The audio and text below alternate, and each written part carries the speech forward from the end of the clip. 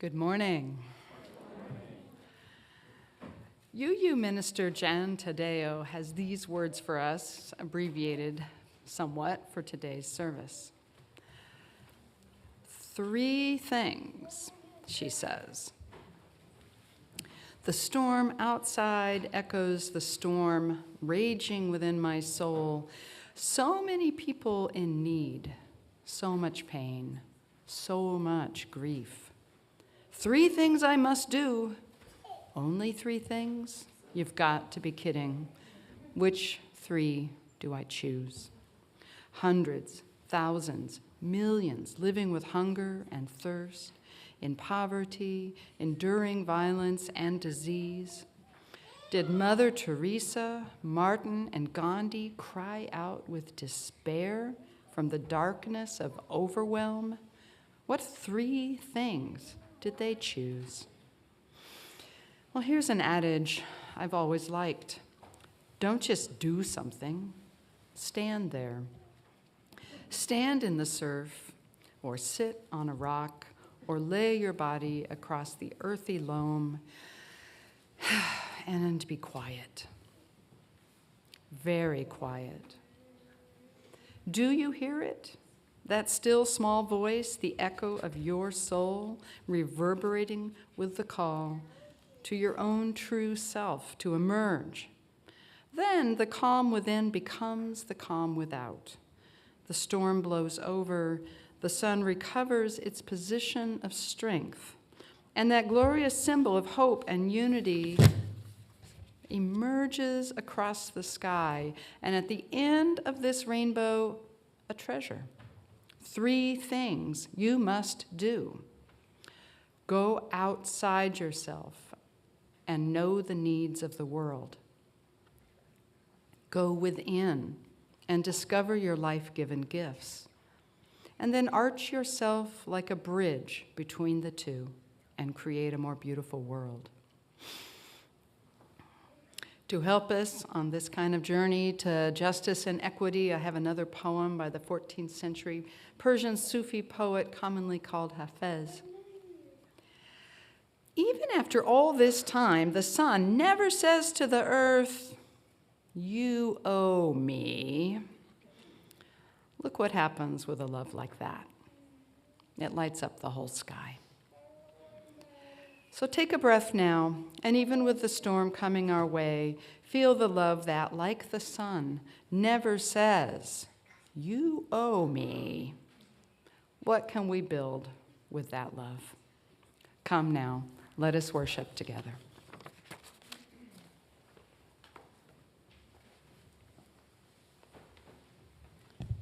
Good morning. Assalamu alaikum.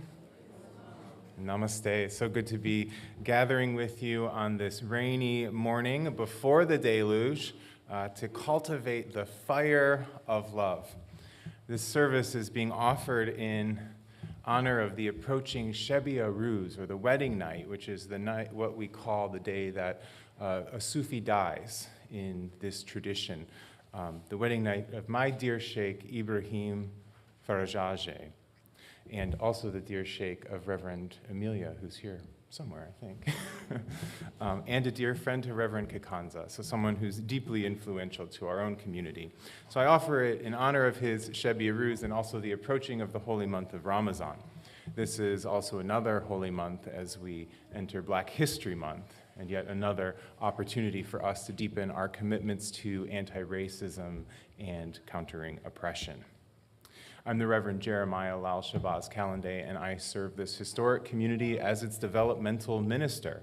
And I'm joined this morning by our extraordinary worship team, Reverend Amelia, who is our ministerial specialist and leads our multi-generational and religious education work in the community. Sandra Choi, our director of music. Our section leaders, Chloe and David and Javon, and I don't see Keon this morning, but maybe he's here. No Keon this morning, but we missed him. Oh, he's got other things going on. And I want to give a special shout out to some of our folks who don't always get a lot of attention on Sunday morning. because they're not up here on the chancel or kind of visible in the ways that some of us are. And that's Rima Snyder and Pam Teplitz. And I see Tom Ahern pointing at himself. So we're also going to acknowledge Tom, our sexton, this morning. Rima and Pam, they provide these beautiful slides every week, an incredible amount of effort that goes into provide all of these slides every week and our orders of service. So let's give them a special thanks this morning.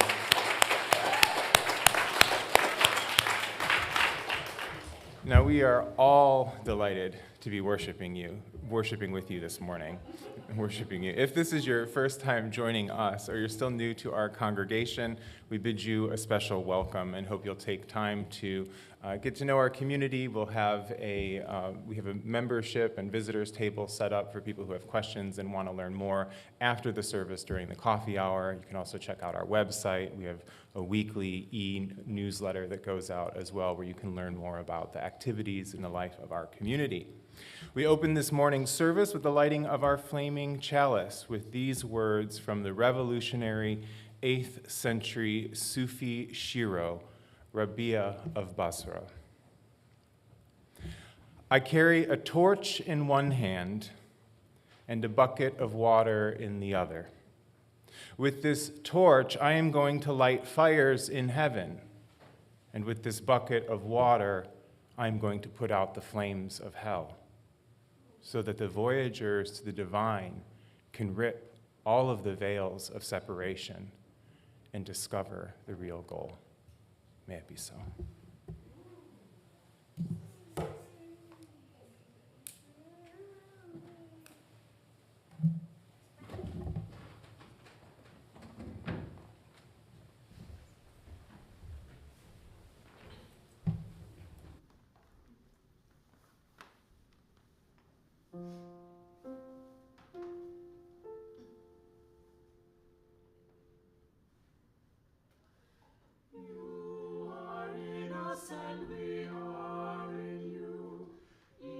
Distinct yet ever united. You are the tree, the seed, and the cell. You are the flower, the fruit, and the shade. You are the song, the light unlighted. You are the manifold form of infinite space.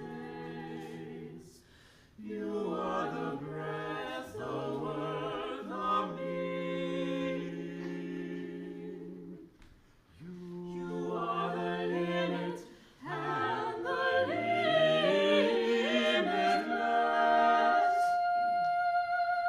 You are the immanent mind in us. You are the soul supreme within the soul. You are in us and we are in you. Blessed are all who see you.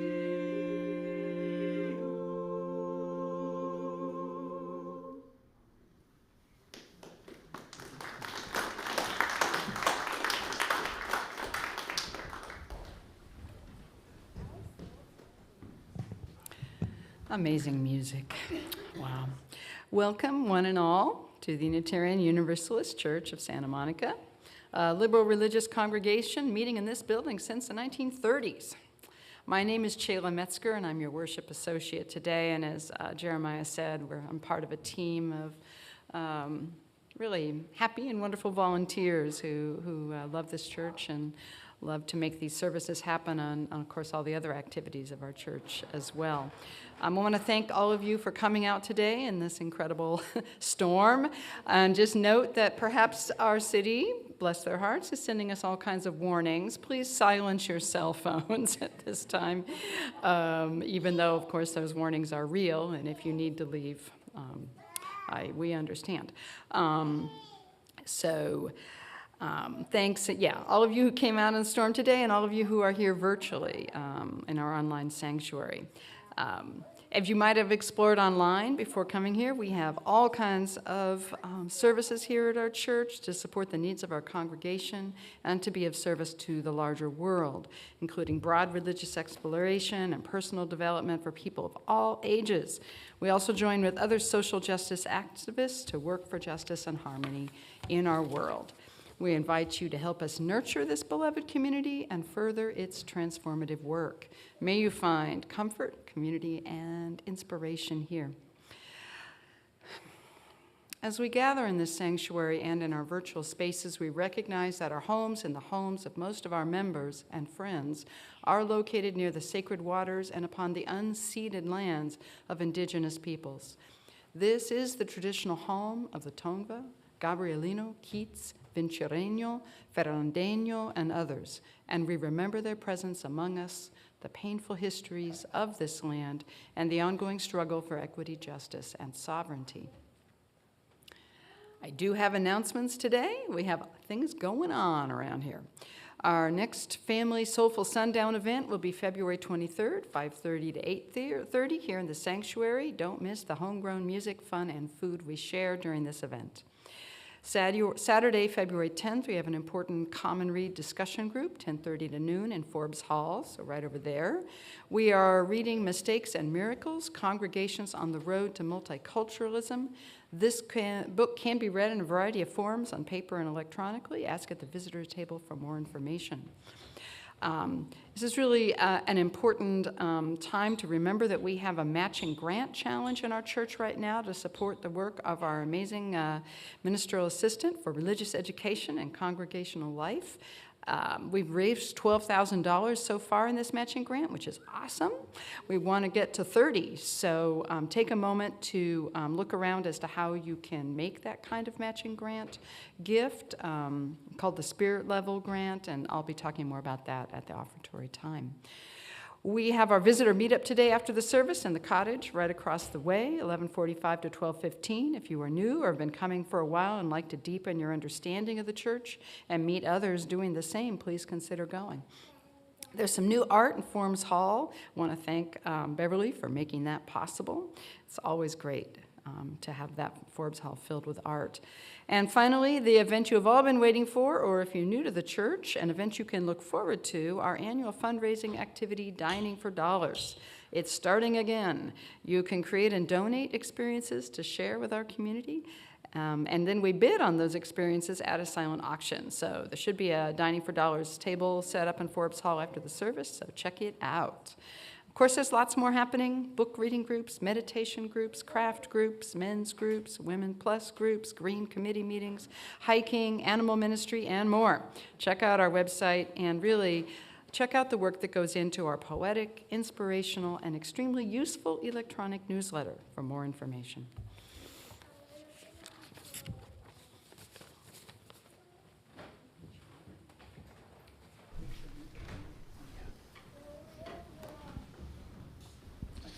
So for our opening hymn, we are singing Come, Come, Wherever You Are.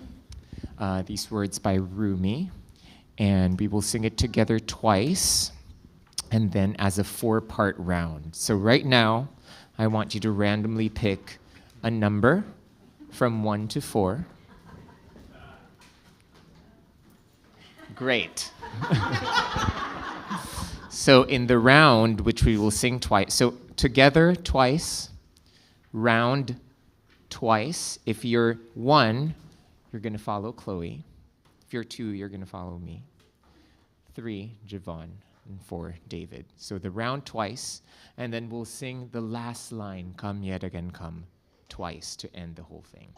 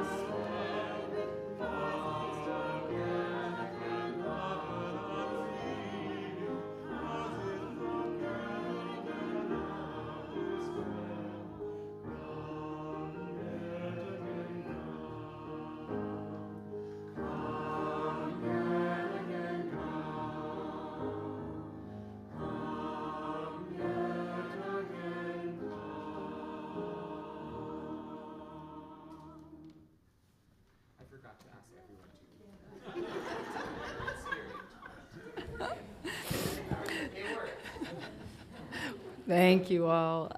Before we do our covenant, can we just take a quick moment to greet our neighbor in whatever way you would like to do? Thank everybody for being here today.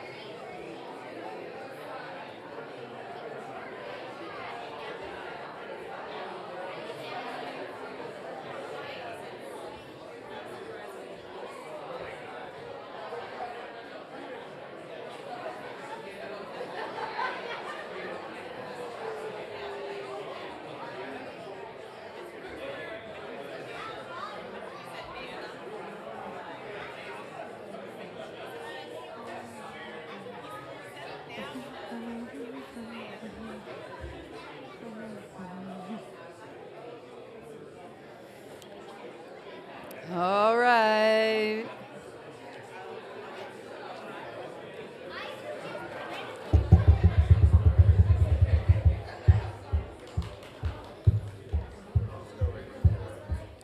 All right.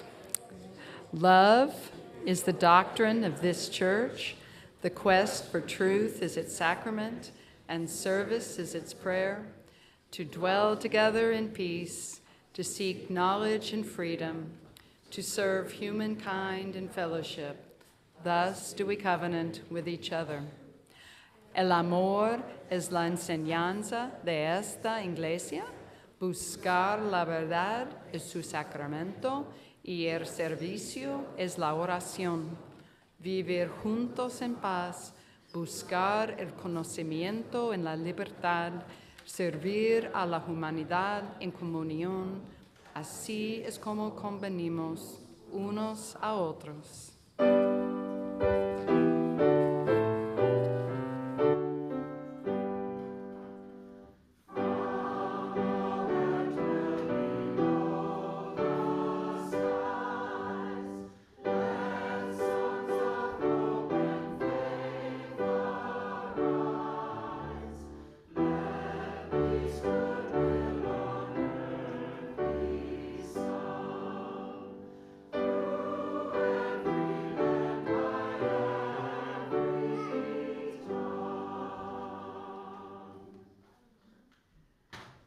Now is our moment if you have a donation for the Westside Food Bank, please bring it on up. We've got a basket here. We've been sharing our food with the Westside Food Bank for many years. If you'd like to bring items in the future, think about things they use in large quantities like pasta, pasta sauce, unbreakable packaging would be best, juice, granola bars, protein bars, and breakfast cereal. Our service to the world can be embodied right here each Sunday. All people young and old are now encouraged to give. We will receive this morning's offering for the Westside Food Bank, and really thank you everybody so much.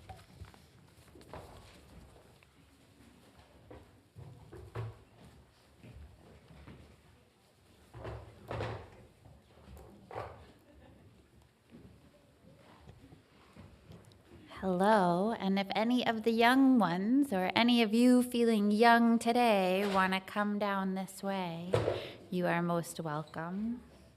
We're going to do a little Sufi bowing practice together. And this comes to my life from Professor Dr. Ibrahim Baba, whose death day we're remembering together. And he's the one who first told this story for me. During the time of Mevlana Rumi, that teacher Rumi, all dervishes started in the kitchen. So it's very important. Those who are making food for others is very central to this idea of how we practice and live together. And showing reverence is part of that. And so the story goes that there was a dervish in the kitchen, the cook, Ateshbaz, And he ran out of wood while he was making dinner. The meat was tough and it was taking a very long time. And so he ran out of wood. And his teacher told him, stick your big toe in the fire, and that will keep the food cooking. And yeah, exactly. Didn't seem like a good idea, but it was sort of a test of faith. And he stuck his big toe in the fire and was able to keep cooking the dinner. And right at the end, right as soon as it was smelling really good and almost ready, he burned his toe. He lost his faithfulness for just a moment, and the fire burned him. But he didn't want his teacher to know that he had lost faithfulness. And so when he bowed to serve the meal, he covered his burnt big toe on the left foot with his other big toe on the right foot. And this became the way that everybody bowed. So I want to teach you that bowing now, because it's what we still use. Have any of you ever wanted to spin around until you fell down? Yeah, dervishes in the house. Yeah. This is a sacred thing, and it begins by bowing in the direction of your teacher. Yeah. So you bring your right hand to your heart and your left hand to your belly. And these are places that we love from. Yeah, we love with our hearts, we love with our guts. And we love those who feed us and those we feed. And so we're here, and then if it's available to you to stand up, you might do that. Yeah. And you're going to cover your big toe on your left foot with your big toe on your right foot. Easier for some of us than others. And we take a nice deep breath.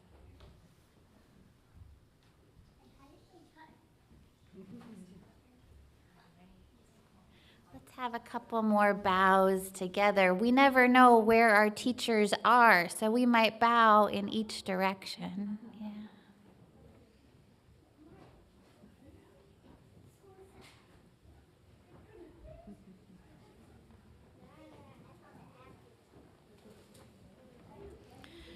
For all of us, there are these parts of ourself that we hide away. Yeah, like we hide the left big toe. We think this is somehow a part of me that is harder to love than the rest. But if we're honest, it's part of what makes us whole. Okay? Ooh.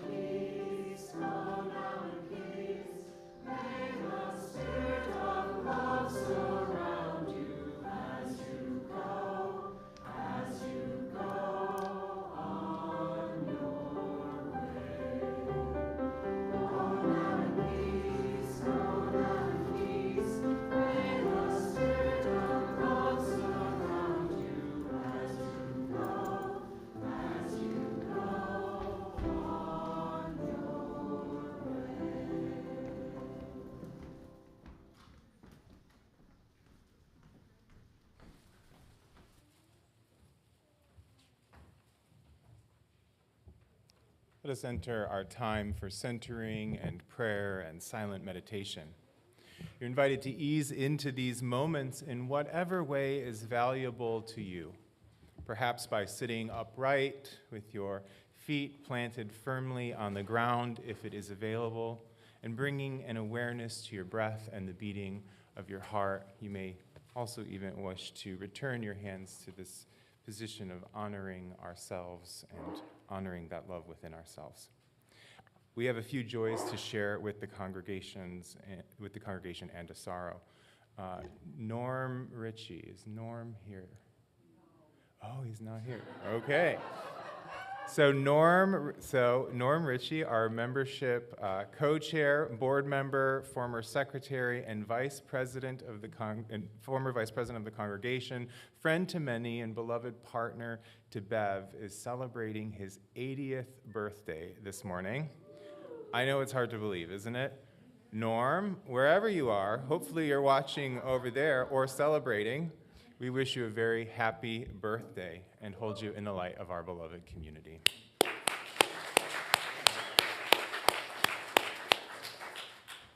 I'm also pleased to share that Trish Broussard will be having a long hoped for lung surgery in Denver on December 7th. She welcomes your good thoughts and prayers as she prepares for and undergoes this surgery. Let us all hold her in the light of our beloved community this morning and in the days ahead. We'd like to also celebrate our Women's Plus group of the congregation who are partnering with CLUE, Clergy and Laity United for Economic Justice, and the LA Welcome Collective, to provide car seats, bottles, and formula to support immigrants who are being bused from Texas to Los Angeles as we speak. They are still in need of donations too, so let's hold them and all the families who are arriving in the light of our beloved community this morning. Lastly, in one sorrow, on a personal note, my dear friend and mentor, Professor David Prock, died on I learned about it on Friday morning, and I want to offer his name and hold him and all those who knew and loved him in the light of our beloved community this morning. So our mindfulness prayer is an elemental breaths meditation from the universal Sufi tradition, and it's adapted by Joel and Michelle LeVay. So with this meditation, we're going to practice a few different forms of breathing. You'll be asked to breathe in and out through your nose, in and out through your mouth, in through your nose and out through your mouth. So just pay attention to those different cycles of breath, because each of those different types of breathing is attached to one of the 5 sacred elements in Sufi tradition of earth, air, fire, water, and ether or spirit. So let's begin by breathing together naturally, in and out through your nostrils for 5 full breaths. This first series of 5 breaths is focused on purifying yourself with the element of earth. As you inhale, imagine that you draw the energy and magnetism of the earth up into you. It circulates through your body and replenishes and renews the vitality and strength of your body. As you exhale, imagine that the magnetic field of the earth draws all the heavy, gross elements or energies within you down into the ground to be purified and released. With each breath, you feel revitalized, lighter, less dense, and clearer to the free flow of breath, life, and energy. Then, with a second series of breaths, imagine purifying yourself with the energy of water. This is done by inhaling through your nose and exhaling through your mouth, envisioning a waterfall of clear energy pouring down onto you from the heavens above, flowing through you and dissolving, purifying anything within you that might block the free flow of life energy moving through you. With each breath, feel that you are washed clean and clear as the stream of energy and light flows through you. With this next series of breaths, we'll purify ourselves with the element of fire, inhaling this time through our mouth and exhaling through our nostrils. Let the breath flow focus at your solar plexus, that's about your belly button, as you inhale, and then it rises up and radiates as light to your heart center, shining out between your shoulder blades like a fountain of light, and then shoots all the way up through the crown of your head. Inhaling fire, exhaling light. Envision and affirm that this circulation of energy is a purifying fire, gathering any remaining impurities or congestion and burning them into radiance and light in the fires of your heart.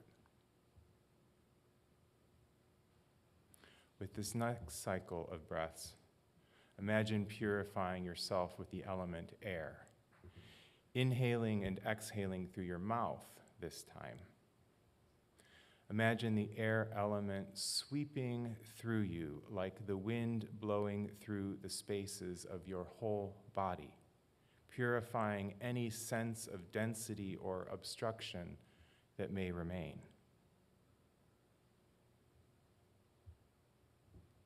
Finally, breathing again very gently just through your nostrils. Envision yourself being purified by the most subtle of elements, the ether element of the ancients, or the most subtle energies that infuse space, or even the quantum field of infinite potentials. Let this most subtle breath dissolve any remaining sense of solidity or density, and let your heart and mind open to be clear and vast, like the infinite sky. Let us meditate now for a few moments in the silence.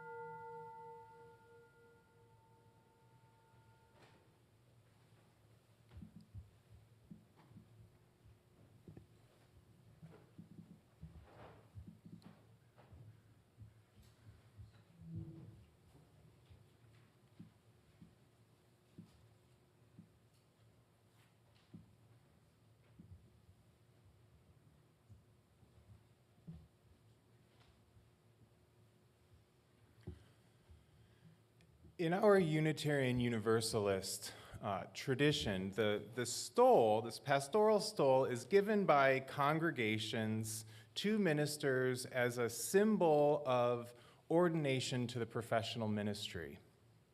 I was delighted when I found this particular beautiful stole crafted by one of my favorite textile artists at our UUA General Assembly in Pittsburgh last summer. A heart and chalice is depicted on the front, along with these wavy flames on the bottom. I was immediately drawn to the bright yellow colors that reminded me of sunlight and the radiant red of the heart the chalice flame, and the fire. A few Sundays ago, a curious soul wondered if the fire was perhaps depicting the flames of hell. That would be quite the imagery for a Unitarian Universalist minister, don't you think? I assured him that this was the fire of love, which is the name of the Sufi community to which I belong, the Sufi community of dear Ibrahim Baba. In reflecting upon the multiple interpretations that exist, I decided to dive a little deeper into the multiple spiritual meanings of fire in religious literature and traditions. After all, it holds a prominent place in the history of human civilization and especially in religious life, as beyond negative associations, it often denotes transcendental power and divine presence. In the Hebrew scriptures, it is in the burning bush that the divine presence speaks through an angel to the prophet Moses, peace be upon him. Elsewhere in the book of Exodus, one finds, by the day Hashem, the Holy One, went ahead of the Israelites in a pillar of cloud to guide them on their way, and by night in a pillar of fire to give them light so that they could travel by day or by night.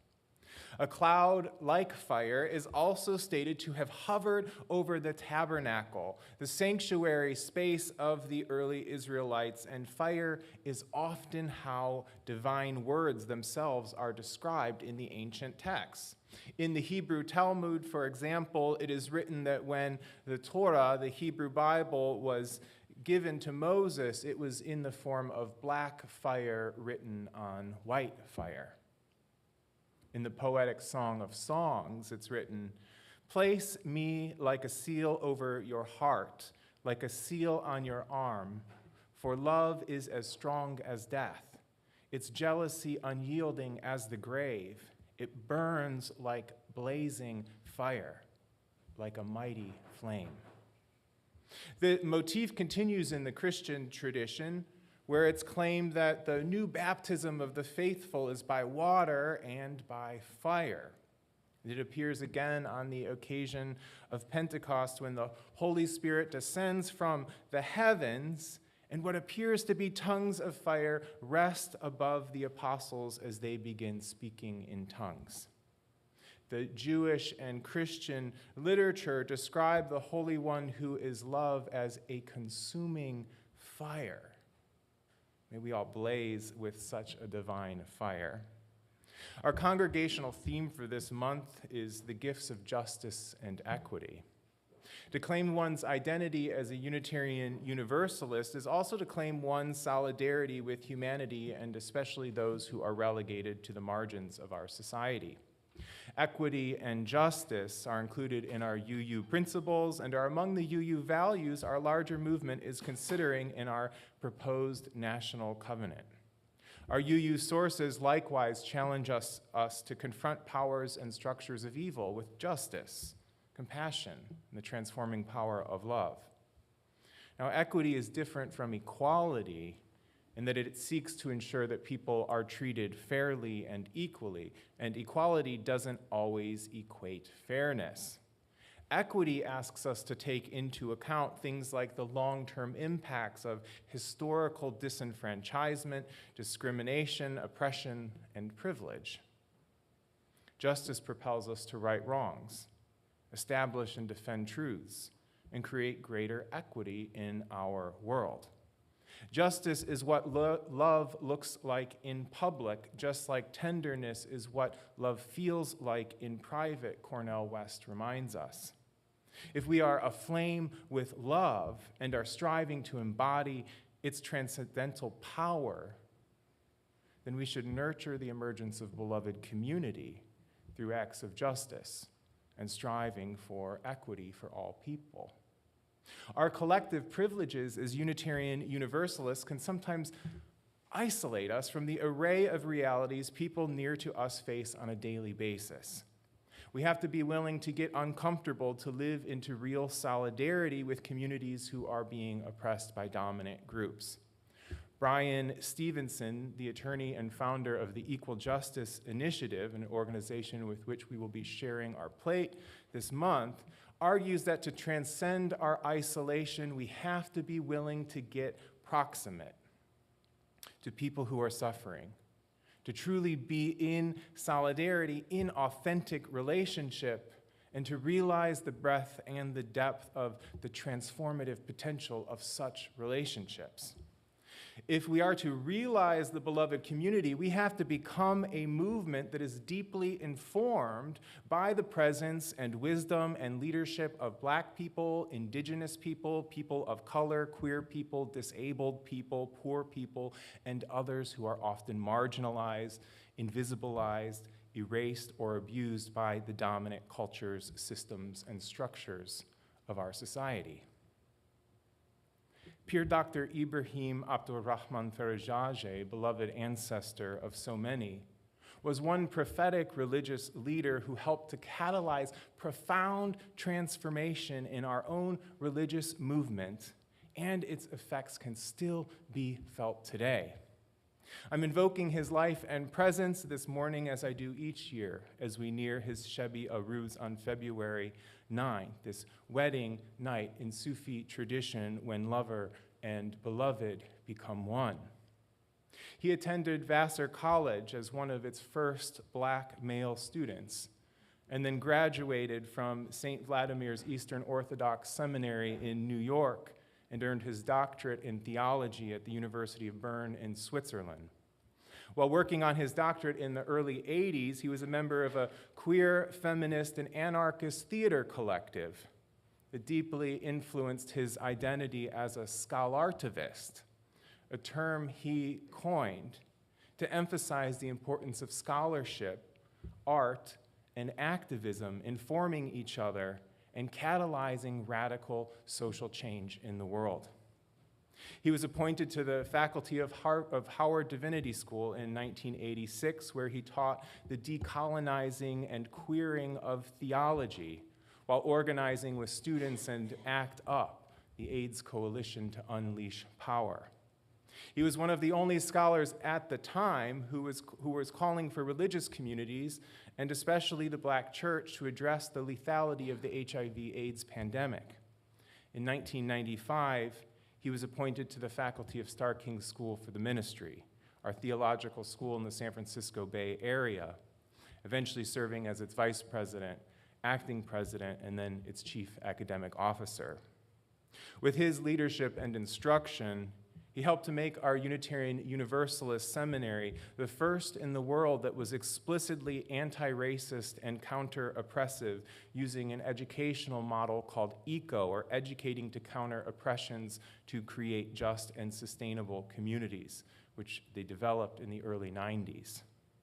The school sought to embrace, support, and promote the religious leadership of people of color, Euro-American women, and queer people of all colors and people of all genders because of the importance of their witness, of their experience, and of the gifts of their religious insight.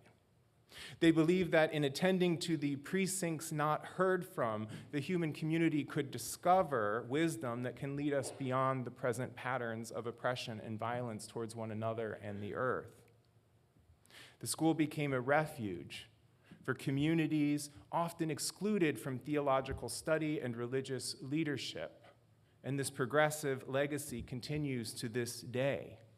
He helped to educate and prepare literally generations of ministers and scholars, and Unitarian Universalism would arguably not be what it is today without these radical contributions to our religious movement. His life experience was one of living in the intersections as a Black man with multiracial heritage, who was openly bisexual and polyamorous, and a practicing Jew and Muslim. His multiple identities deeply influenced his approach to his scholarship, art, and activism. As a sheikh in the Chishti order of Sufism and a religious leader in the Jewish renewal movement, he cultivated the emergence of communities here and abroad that were practicing the spiritual life at the intersection of religions. Our Fire of Love Sufi Dargah was one such community of dervishes. Some identified as Jewish, others as Muslim, others as Jewish and Muslim, and still others as a variety of diverse spiritual belongings. Sounds kind of familiar to us, right? So he had once asked, if wines can be complex and deliciously layered, why can't our religious identities also embody mixities and fluidities without automatically being interpreted as confusion and boundary blurring? Some borders are already blurred because they're actually not even there. Let me go eat my gluten-free biscuits and leave people in peace, he remarked. It was in this rich mosaic of spiritual life that Reverend Amelia and I learned firsthand what it means to belong to a multi-religious, multi-racial, multicultural, beloved community, a community that was inclusive of so many differences and celebrated them in a beautiful field of abundant love. In the final years of his life, he was often promoting critical spiritual truths that his dervishes took to heart. Though his presence exuded affection, humor, and joy, he was one of those individuals whose presence would light up the room. He was also real about the lethal realities of white supremacy culture, the gender binary, capitalism, colonialism, and many other systems of injustice and oppression. As I was writing this sermon, I could hear Baba proclaiming, as he often did, every day is Ashura, every place is Karbala. I believe this vividly illustrates this point, so I will conclude with it this morning. Ashura is a holy day of mourning in the Shia tradition of Islam, as it memorializes the martyring of Hussein ibn Ali, the grandson of the Prophet Muhammad, may he dwell in serenity, when he and a band of 70 followers refused to recognize the appointment of a new leader of Islam who was widely viewed as a corrupt tyrant. To escape being forced to pledge allegiance to this individual, Hussein and his caravan traveled to Mecca, but they were intercepted by thousands of the new leader's soldiers, who first cut them off from access to water in the middle of the desert, and then slaughtered them in their depleted state. They are remembered for courageously fighting for their conscience and righteousness against insurmountable odds in the land of Karbala in modern-day Iraq. Every day is Ashura. Every place is Karbala is a mystic summons to remember that the righteous battle against injustice, inequity, and oppression is being fought continually by those living on the front lines. And it isn't limited to an ancient city long ago, but is occurring everywhere, whether we're aware of it or not. In the bravery of Hussein and his small band of followers, we are summoned to find our own bravery to continue onward against the relentless forces that dehumanize, suffocate, maim, and murder in this world. In the mourning of their deaths, we also mourn the countless victims of the brutal injustices of our world. Every day is Ashura. Every place is Karbala. Is our reminder to wake up to the power of our lives, whatever number of days we still have to claim as our own, and to make a difference in this ongoing struggle for equity and justice. It's a summons to respond to the cries of the world and to give birth to that beloved community inside and beyond these sanctuary walls while there is still time. May it be so. Amen, and blessed be.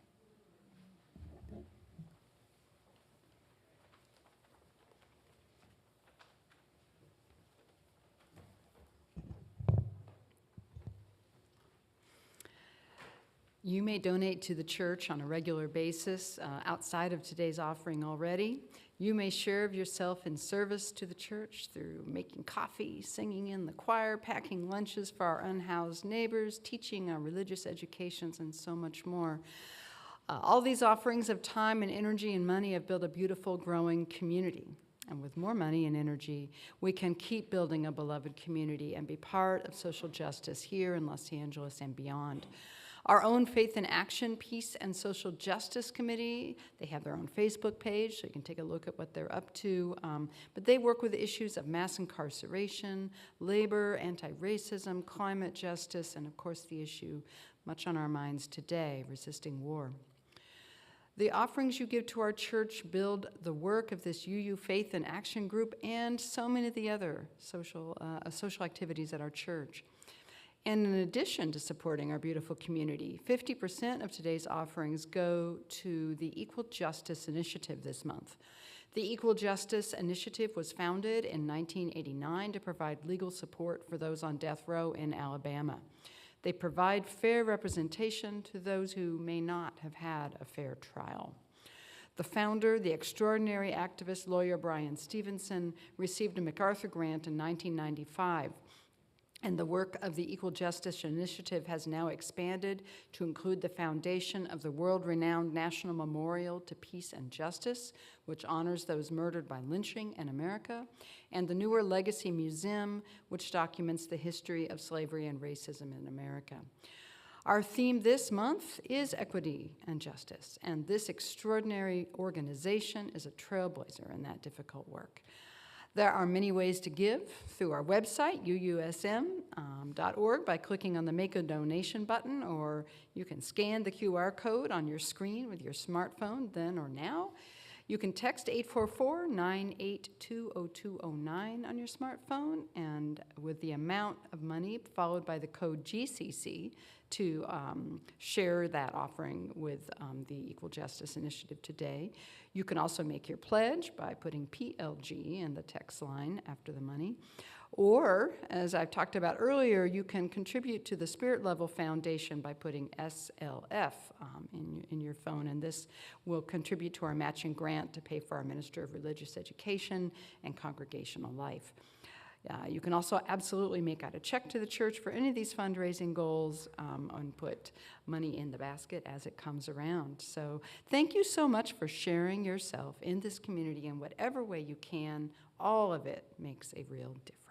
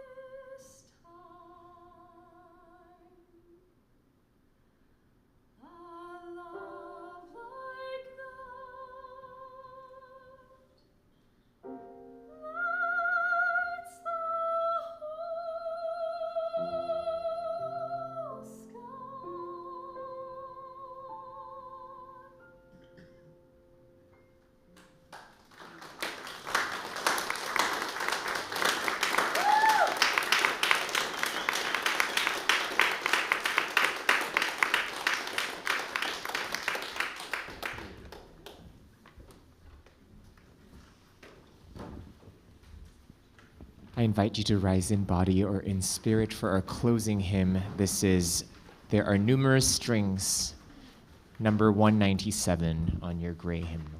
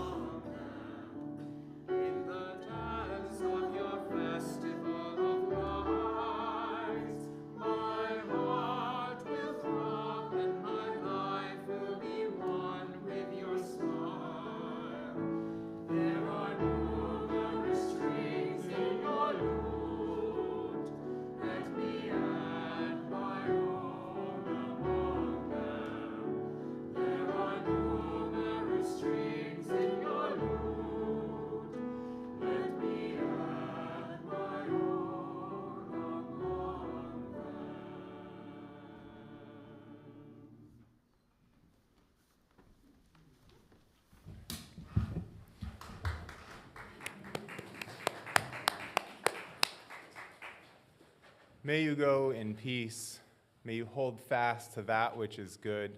May you return to no person evil for evil, but may you strengthen the faint of heart, support the weak, help the afflicted, honor all beings.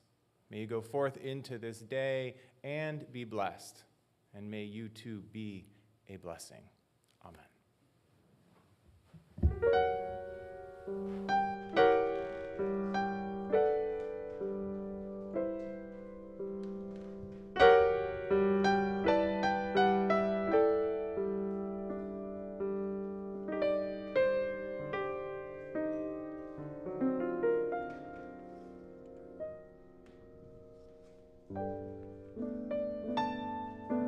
Thank you.